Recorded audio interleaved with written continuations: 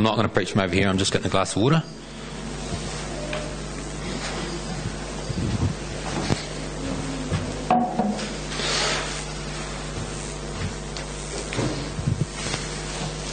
You going, everyone? It's funny, when you're going to get up and speak, you quite often got to go to the toilet beforehand because you're a bit nervous. And I always wonder if Glenn thinks I'm going to do a runner or something. He's sitting there thinking, where's that guy going? I thought he was supposed to be preaching. The real reason I went there, sometimes you get a bogey in your nose right up the back, and you sort of got to prize it a bit to get it out, and I didn't want to leave it in here when I was speaking in case it hit someone on the road, but anyway.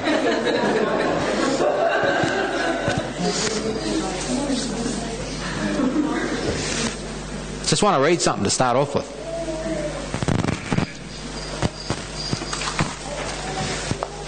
In the back row, the old ladies turn up the hearing aids, and a young lady slips her a young 6-year-old a lifesaver and a magic marker.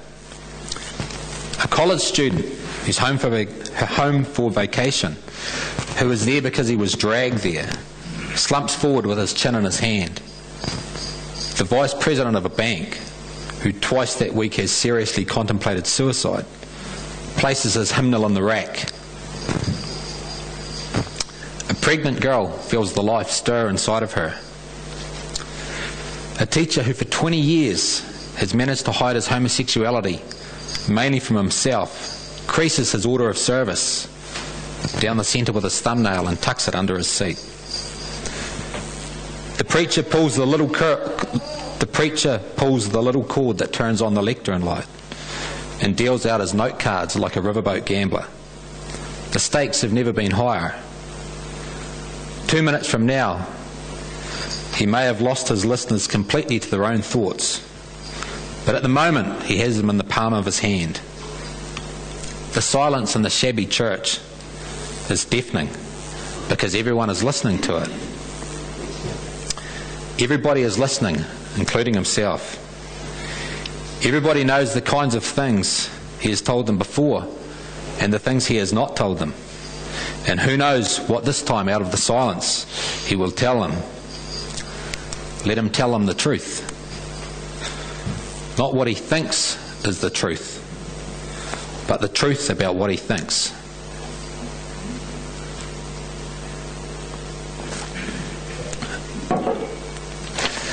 Sometimes when you're doing this preaching gig, all you've really got is an opinion, You're just saying things, you're calling things the way you see it, and I think that makes a lot of sense to me when we just get up here. Last week I was sitting down there, this week I'm up here. We've got an opinion. That's pretty much what we're doing. So Lord, it's just me here. I want to thank you for getting us all this far. Just hope that this is all right, and I maybe say a couple of things that you think I should say. Thanks for everything. Amen. So we've been doing a thing at this church, a bit of a series, called Counterfeit Gods. And, Derek, he preached on sex, and I think Craig had a crack at money last week. And I'm going to have a crack at success. So, firstly, I've sort of got it's funny when you do a seminar, you learn a lot about it, and you dig down into these things and you try to figure out what is success. And I've got a question here. It's a rhetorical question, so don't worry about answering it. But just wonder, how much of success is hard work, and how much of it is luck? How much of it is hard work with success, and how much of it is luck?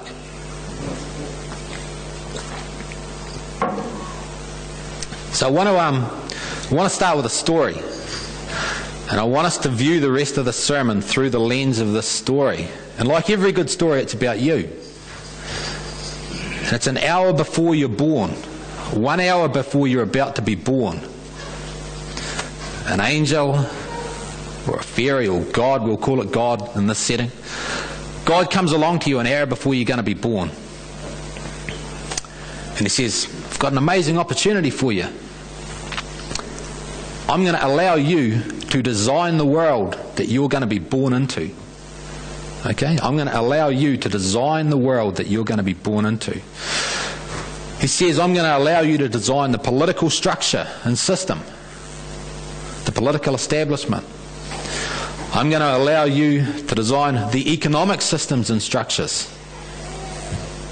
I'm going to allow you to design the social structures, the social systems, the financial institutions, all of these things that we criticise our politicians for not doing properly. I'm going to allow you to design this in this world, and it's an hour before you're born, and you think, man, this is sweet. This is pretty good. You think it's, it sounds good, it's a bit too good to be true, and you say to God, you say, what's the catch? He said, no, there's no catch. You're going to design the political, the social, the economic, the financial systems. I'm going to let you do that. But there's one thing. There's just one thing that you don't know. You don't know if you're going to be born male or female. You don't know if you're going to be born black or white. You don't know if you're going to be born rich or poor, or gay or straight. You don't know if you're going to be born clever or stupid. You don't know if you're going to be born abled or disabled. You don't know the country you're going to be born into.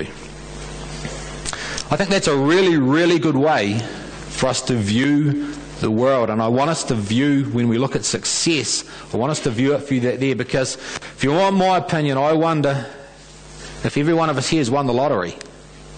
We might not have been born in this country, but we're here, and we're born in this time, and we've been given a really good chance. Not everyone gets that. So I want to view this sermon through the lens of that story. So success.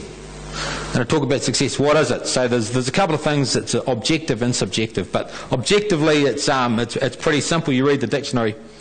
The accomplishment of a goal, or the good or bad outcome of an undertaking. That's all that success is. The accomplishment of a goal, or the good or bad outcome of an undertaking. So, effectively, success is if you want something, you get it. You're successful. If you want to lie in bed all day and watch TV, and you lie in bed all day and watch TV, you're successful. That's it.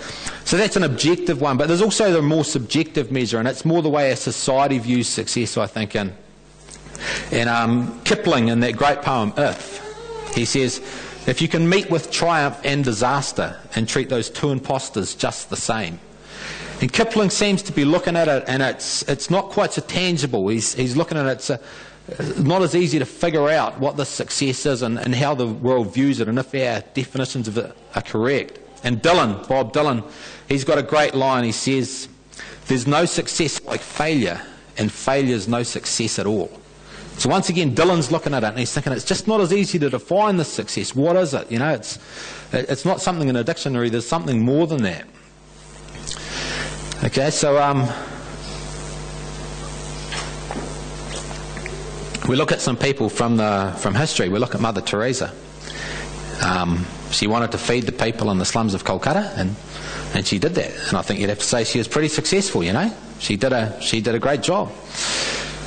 But we could also look at someone like Hitler, and he wanted to exterminate a race of people, take over half the world, and I think you'd have to say he was quite successful as well in a lot of ways. So success is actually, when I look at it, it's just it's not good or bad, it just is. Success is not good or bad, it just is. Okay, it just is what it is. So then I was thinking, if success is not good or bad, if success just is what it is. Okay, now, like Mother Teresa, she figured out what she wanted to do, and at the end she did it, and it was a good thing. Hitler figured out what he wanted to do, and he did it, and I think we'd probably say it wasn't such a good thing. So if success is just getting what we want, if that's all success is, maybe we need to figure it out. It's easy for us to figure out what we want, isn't it?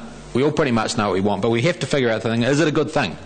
Like I said, Mother Teresa's, I think that was a good thing. Hitler's, probably not a good thing. So what can we do here to figure out if this success is a good thing? So what I'm going to do, I'm going to read something from the Bible here. We're going to go to Mark chapter 8, verse 36. It's Mark chapter 8, verse 36. You can turn there if you want to. You don't have to. I'm just going to read one verse. I can't I'm not clever enough to rank out 3 or 4 verses, so I'll just stick to one. It's a verse you've probably all heard, It's a pretty common sort of a verse. I think it's a good one. What good is it for a man to gain the whole world and forfeit his soul? What good is it for a man to gain the whole world and forfeit his soul? So when I looked at that there, trying to figure out, this success thing and how this verse comes into it, and I was thinking about it, we can sort of put that verse into 2 parts, There's the first part of it. What good is it for a man to gain the whole world? And I was thinking, what's the whole world? That's one part of it. What's the whole world? And I think you could say, okay, it could be material possessions, What good is it for a man to get stuff? It could be finance, money. It could be power. It could be fame. But I think we could argue that the whole world, we could replace that word with success. Okay? What good is it for a man to be successful and forfeit his soul? What good is it for someone successful and they lose their soul? Okay, so that's one of the things I think we could do with the start of that verse. We could replace the whole world bit with successful. And then we've got the other part of the verse. What does it profit a man if he gains the whole world, becomes successful, and loses his soul? So now we've got this word soul, this funny word soul. And this is one of the reasons I read that at the start about telling the truth, telling how you see things. Because I think a lot of times when you're doing this, you've got an opinion. You're telling it the way you see it, but I think if I can say anything about this here, that don't listen to anything I say. Try and work it out for yourself. This is an opinion. It's to promote debate. You've got to work it out for yourselves. But I'm looking at this word soul. I knew I was speaking on this a couple of weeks ago. So Derek spoke a couple of weeks ago. We were out there afterwards having a coffee. And so I asked a few people, and a few people who are in this church right now are the ones that I asked. And I said, look, this soul that we hear about in the Bible, what is it? Someone like me who's not very clever, try and tell me what it is. Define it to me. What's a soul? And these are good people, okay? But quite honestly, the explanations were in some cases non-existent and quite obscure, with a couple of notable exceptions. And I thought to myself then, we say a lot of stuff in Christianity, don't we? We talk about a lot of stuff in that there, but I wonder how many of us right now in this room could actually define to me easily what a soul is, and I suspect a lot of us wouldn't be able to do it. And so sometimes it makes me wonder if we actually know what we're talking about, if we can't take some of these words and actually, some of these simple words and figure them out. So what I thought, well, I'll have a crack at it. I'll have a crack at trying to figure out what a soul is. And this is going to be just as bad as everyone else. It's going to be a shambles, but I'm going to try and put in terms of what a soul is. Okay? And I think being the key word here, I think your soul is you without your body. Okay? I think it's you. Take away the physical body, the you that's you, that's your soul. Probably very wrong, and I think there's probably someone that's going to tell me that I might have that a bit wrong afterwards. But I think it's more your mind, okay? And it encompasses things like your mind, your thoughts, your character, your values, your conscience, your morals. All of those things make up your soul. They're not your soul, but they all make up your soul. So your soul is you, the bit that's you, without your body. And it's that old philosophical question, isn't it, about your mind. Some people will say that it's the mind that animates the body. It's the mind that gives the body life. And some people will say it's the body that gives the mind life. And so that's a debate for another time. But so that when I'm looking at that, I'm thinking a soul is you without your body. And when I look at this verse, and I don't think I'm drawing a long bow, but I think we could argue that when it's mentioning soul in this verse, it's actually talking about things like your values and your character and your integrity. Okay? So I think we could have a look at this verse and we could say, what's the use of being successful if you lose your values? Or it's great to be successful as long as you don't wreck your character. Or don't sacrifice your beliefs to get where you want to go. Okay, so that's other ways of saying the verse and maybe expanding on it a little bit. And I think we can narrow that verse down a little bit as well. We can narrow this, what does it profit a man if he gains the whole world and loses his own soul? We can narrow it down like, it wasn't very long ago that there was an All Black, and you all heard about it at Christchurch Airport, and we could narrow them. We could say, what's the use of becoming an All Black and losing your morals? Look at the American elections. What's the use of becoming a politician and losing your integrity? These are all just takes on that verse. What's the use of becoming famous and losing your dignity? What's the use of becoming rich and becoming dishonest? So when I look at that, the soul with those things, I think they're our values, and I guess we'd call them our soul, our core values. But I think we could call them our soul values. So they're our core values, but they're also our soul values. So what I want to do is figure out here is how do we figure out what our soul values are? How do we figure out what our core values should be? So I think there's a couple of ways, but the first way I want to do it is we started off this message and we talked about an hour before you were going to be born. Okay, so now I want to fast forward a long way, and this is a little bit of time in the future. And you're going to a funeral. So you come down to this funeral, you're walking in, they've got that awful organ music playing. You walk in the funeral, it's quite full, you walk down the middle and you grab a seat off to the side, and you have a look around, and the place is quite full, there's a lot of people there, The person was obviously quite well liked. And so you look around.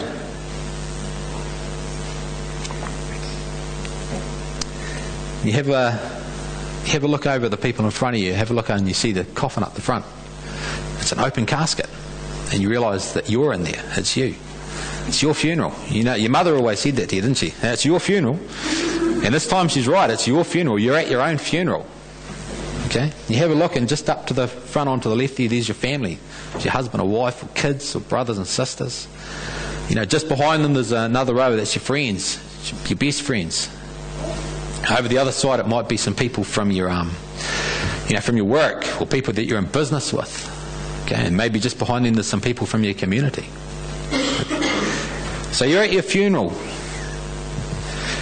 and these people are going to get up and they're going to talk about you. They're going to say something about you at your funeral. What are the things you want them to say? Maybe your son or your daughter gets up. What do you want them to say about you? Do you want them to get up and say, look, he did his best, he sacrificed a lot for us, did everything he could for us, he cared for us, he loved us. Maybe that's your core value, love, Maybe your friend gets up, says, oh look, we had a lot of fun, man, we had a lot of fun, man, this guy, but he was really loyal, he always had my back. Loyalty, one of your core values. The people you work with, or the people you're in business with, one of them gets up to speak about it. Says, oh look, it was, we did this and we had some tough times, we had some really good successes, but you know what, he never did the dirty on anyone. He never ripped anyone off. Integrity, one of your core values. And then you've got people from your community, you might have been in doing fundraising or whatever, and they just said, look, he just did all that he could, and it could be that your values were fairness, that you were very fair in your community. Okay, so that's one of the ways of trying to find out, I believe, what your soul values are, your core values, that you don't want to sacrifice to be successful.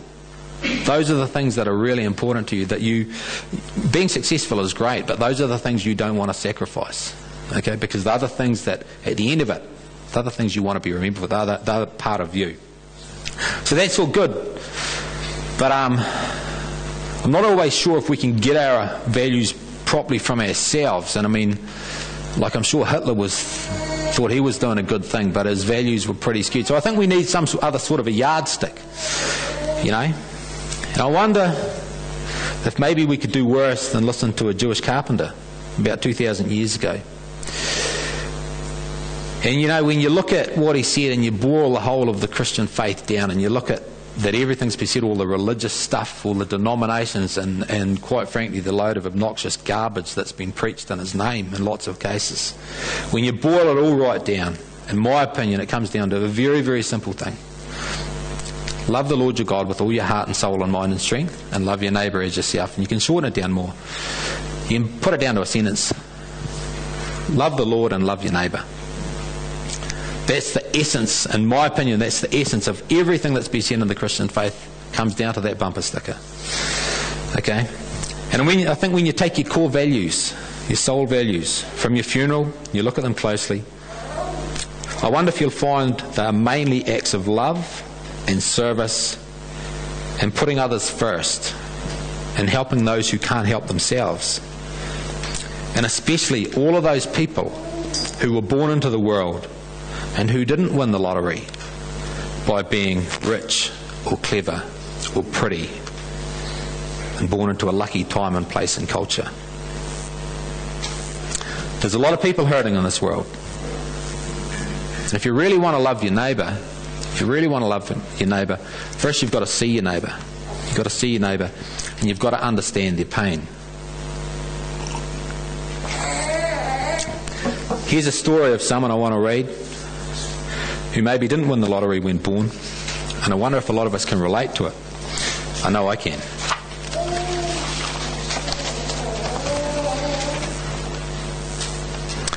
I learned the truth at 17 that love was meant for beauty queens and high school girls with clear-skinned smiles who married young and then retired.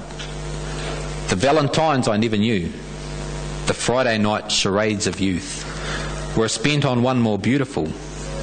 At 17, I learned the truth.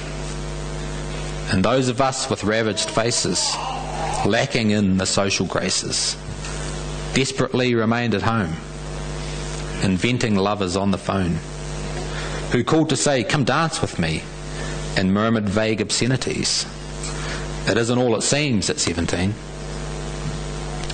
To those of us who knew the pain of Valentines that never came, and those whose names were never called when choosing sides for basketball, it was long ago and far away, and the world was younger than today, when dreams were all they gave for free to ugly duckling boys like me.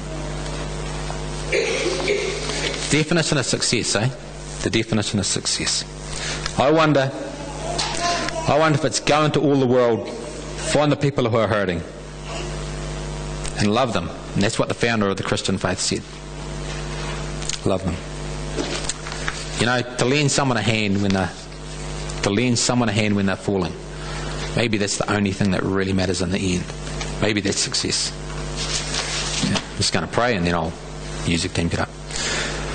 Okay. Lord, it's just me here. Look, I hope that was all right.